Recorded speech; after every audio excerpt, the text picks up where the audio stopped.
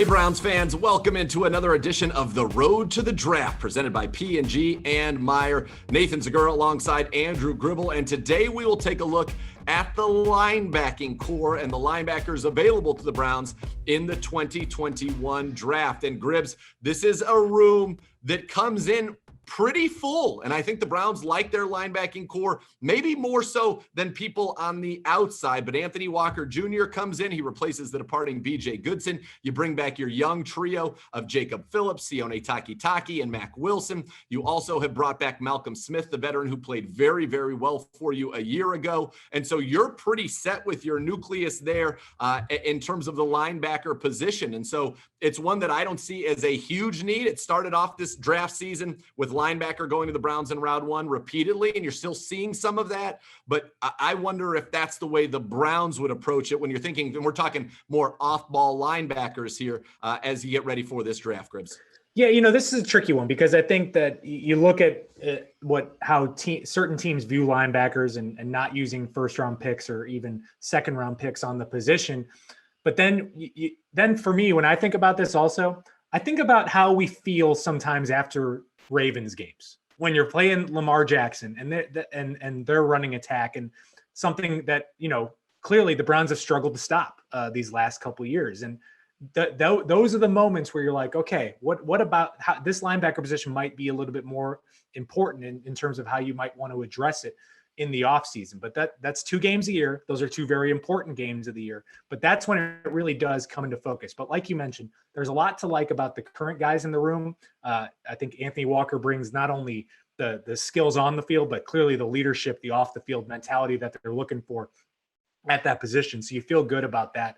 But it does make you wonder, especially with the moves the Browns have made in the offseason. I think linebacker is a realistic possibility in the first round, because if you are looking to make an impact in 2021, this is a position you can address in the first round and probably get that immediate impact, because these late first round, second round linebackers, they typically can get on the field right away and play.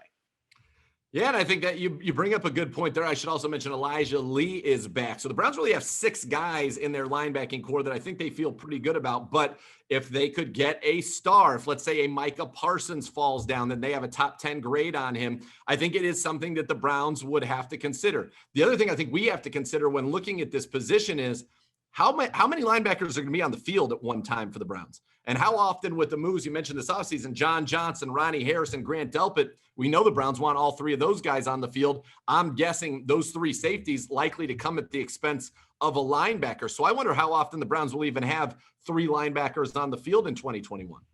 Yeah, and it is interesting because you're right. I mean, the base in the NFL now is with nickel, and you're seeing a lot of times where the teams have just 2 linebackers on the field a lot of time. I think last year the Browns actually played 3 linebackers more than they did in 2019, but that's because 2019 you only ever saw 2 linebackers on the field seemingly. So it will be interesting, especially with the upgrades at safety. You're probably going to be seeing a lot more of those guys on the field as well. At the same time, I'll throw this at you. A lot was made about Tom Brady and the Tampa Bay Buccaneers, but what got them to that final end stage, I mean, their linebacker play was outstanding, and they used a big asset to upgrade the linebacker position just a couple years ago in the draft. You look at what the Ravens did last year in the draft, addressing the linebacker position, getting in Patrick Queen. This is a position that proven good teams go after sometimes in the first round when they have a need. It's just a matter of, do the Browns have a need? And I think that's a question they're going to be asking and analyzing over these next few weeks. Well, let's take a look at some of the names that could be available. I mentioned Micah Parsons earlier. It's unlikely that he's there at 26, but if he were, I think that is the kind of guy the Browns would have to give some serious consideration to. But we'll start this discussion with Zaven Collins out of Tulsa. He's a versatile linebacker. He can play at the line of scrimmage. He can rush the quarterback. Excellent blitzer. He's great in coverage. He reminds a lot of people of Anthony Barr, who our staff coming from Minnesota would know very well, and the Vikings took early in the first round, or Leighton Vander Esch of the Dallas Cowboys. So he had 6 pass breakups, 4 picks last year, including a long pick 6, 6'5", 260. He was probably the most mocked to the Browns player early in this draft process, but you don't see it as much of late.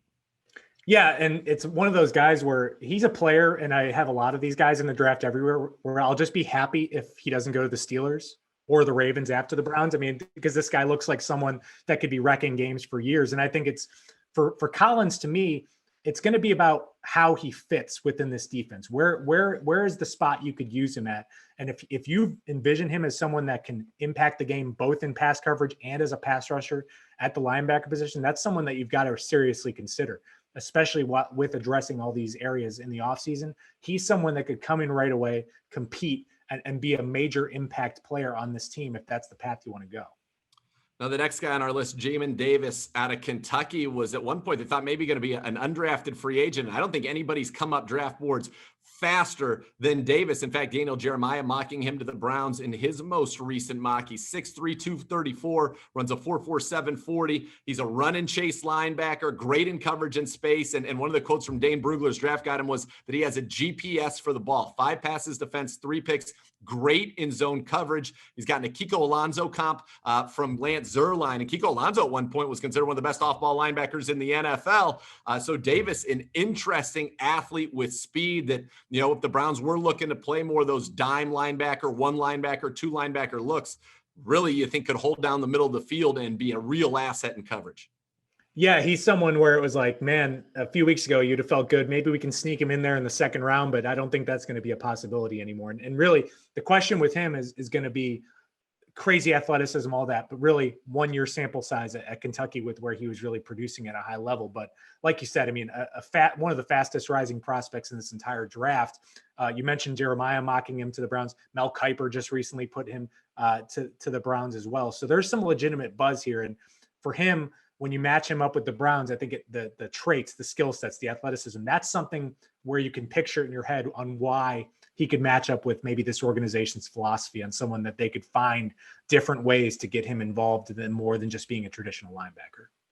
And speaking of traditional linebackers, that's where Nick Bolton from Missouri comes in. 2-time first-team All-SECs, a tackling machine, great against the run, incredible instincts. They say he's kind of like a Denzel Perriman, and there were rumors that the Browns were interested in Perriman. He would be much more of a surprise to me because he is much more of a traditional 2-down middle linebacker, which is still a very valuable role, but not one that I could see the Browns putting a first-round pick on.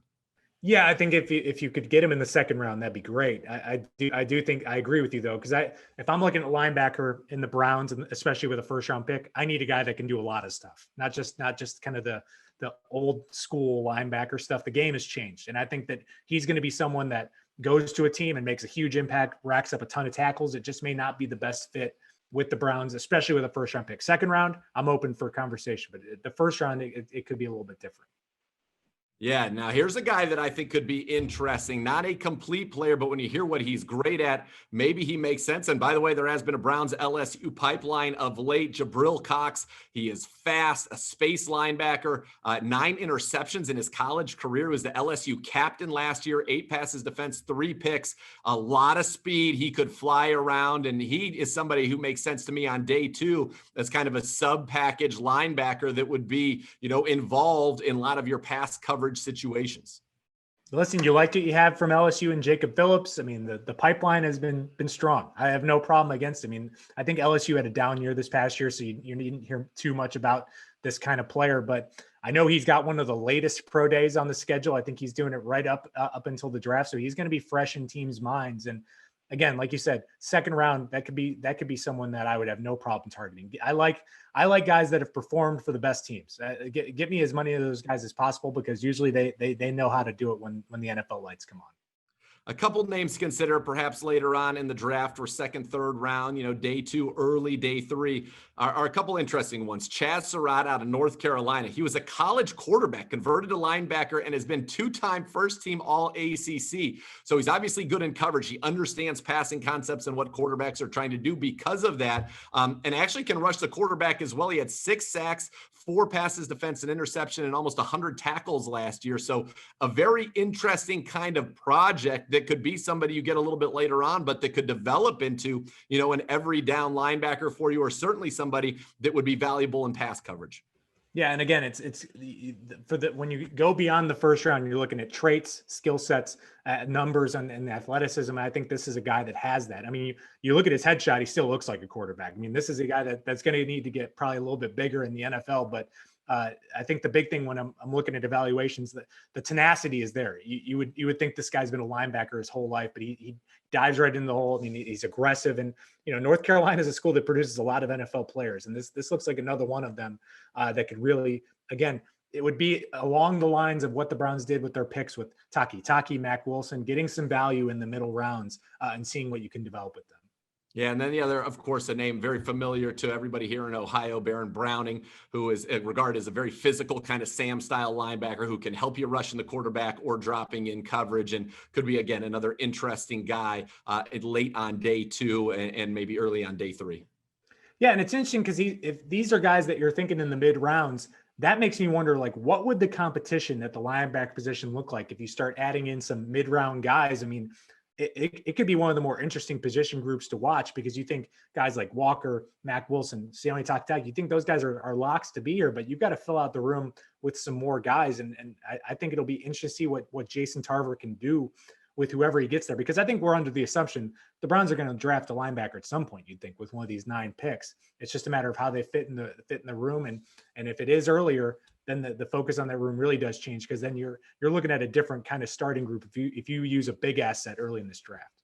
Yeah, I kind of feel like I would be more surprised if the Browns took a linebacker in the first round, or maybe even in the first 2 rounds, than I would be if they didn't draft one at all. I mean, as we said, going in this draft, this would be a luxury, and this would also be a signal to me that they're not as happy with one of the younger guys as we maybe thought that they were, because you think about this room, you're probably going to carry 6 into the season, right? You've got Anthony Walker Jr., you've got Jacob Phillips, you've got Taki, you've got Mac Wilson, you've got Malcolm Smith, who you brought back, and I think will make this football team play very well, and certainly the coaches know him and like him a lot. And then you've got Elijah Lee, who was really arguably your best special teams player last season once he came into the fold. So you've got kind of your 6 linebackers in place. So an early splash means, okay, we want a game changer at this position, and this is what we're trying to do. A mid-round one says, maybe we're not as happy with one of the guys that we have here as perhaps people think. And then no linebacker says, we'll address this. Let's give our young guys, we've got 2 third-rounders and Mac, who's played a lot of snaps for us, an opportunity, as well as Anthony Walker, to say, okay, we're going to be the long-term 2 or 3 linebackers here. Otherwise, we can address it maybe in 2022. I think it's a wide open position. Yeah, and just like in our pass rusher segment where I compared using a late first-round pick to a pass rusher as it is to a quarterback, I'll make the comparison that using a late first-round pick on a linebacker is almost in the same category as maybe going with a running back in the first round, where the impact, the talent's got to be huge, that the impact will be immediate. And it's all about prioritization, because if you want someone that you want to make an immediate impact, you can get that in the first round at the linebacker position. These guys, some of these names we mentioned, they're ready to play. But it's all about what you want. I mean, are you going all in on 2021, or are you going to be building toward the future and laying the foundation? That's a question that'll have to be discussed, because there's an argument both ways. I mean, you could really stock up this defense with talent and hammer away at that area by going round 1 with the linebacker, or build toward the future while being happy with what you got on the roster already. It's going to be interesting. And again, we've talked about it. You have put yourself in a position, General Manager Andrew Berry and Kevin Stefanski, they have put themselves in a position that there are not pressing needs going into this draft. I mean, I think we've kind of covered that in the various positions. Corner is the one where you say, okay, we probably need one more guy in there just to be safe. But you've really fleshed out this roster, which gives you so much flexibility. And to your point, I think you made a great one right there. If you're looking for a day 1 starter, there are certain positions that you can do that late in the first round. Other positions, maybe not as much. So that's going to be an interesting decision, because you could roll out your lineup on both sides of the ball right now. I mean, we're running it back on offense. We've talked about that. And now, Clowney, McKinley, Malik Jackson up front, Walker. You bring back Malcolm Smith and Elijah Lee at linebacker. You bring in John Johnson, Troy Hill. You get Delpit and Greedy back. So you've already really fortified this side. And now I think you have an opportunity to say, where can we find something elite? Whether that's a trait, whether that's at a position we really do want to upgrade in the long term, whether it's a ball of clay that we think we have the opportunity to mold with our depth here. It's going to be exciting, and we'll continue to have it covered for you here on the road to the draft, presented by P&G and Meyer.